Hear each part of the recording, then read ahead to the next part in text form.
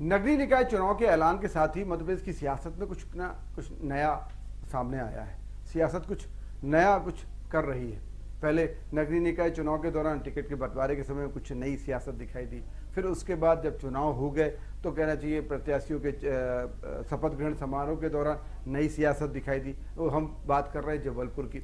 जबलपुर में ऐसा ही पहली बार हुआ कि दो कांग्रेस और बीजेपी के पार्षदों ने अलग अलग दिन शपथ ली। रविवार के दिन कांग्रेस के पार्षदों ने शपथ ली और महापौर ने शपथ ली।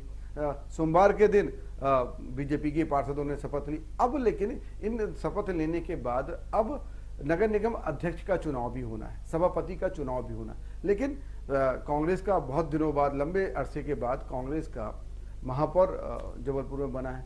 अब सियासत साफ है कि अब बीजेपी ये चाहती है कि सभापति कांग्रेस का नहीं बनने पाए। हालांकि दोनों के आंकड़े, दोनों की जानकारियां, दोनों के पार्षदों के पास संख्या वो पूरी कहीं ना कहीं बीजेपी के पक्ष में दिखाई दे रही है। लेकिन इसके बावजूद भी बीजेपी के पार्षदों को एक बार कहना चाहिए पर्यटन पर ले गए, और पर्यटन पे कहीं कहा जा रहा है कि होटल में ले गए। तस्वीरें साफ दिखाई दे रही हैं कि कैसे बस में सभी जो पार्षद हैं वो बैठ के चले गए। और ये साफ है कि कई इस बार का जो नगरीय निकाय चुनाव हुआ है, जिसमें कि रिजल्ट हमारे सामने है कि 16 मध्य प्रदेश में 16 नगर निगम हैं, जिसमें से 9 बीजेपी के पास हैं और 5 कांग्रेस के पास हैं और 1 निर्दलीय और 1 आम आदमी पार्टी के पास है। उसके बाद नई कहानियां दिखाई देती हैं। नई सियासत में कह सकते हैं एक नया बात सामने आ रही है, जो कि अमूमन मध्य प्रदेश की सियासत में दिखाई नहीं दी। राजनीति में ऐसा कभी होता नहीं रहा कि पार्षदों को कहीं अलग लेके जाया जाए और कहीं सभापति के चुनाव के लिए, क्योंकि लोगों को ये मालूम है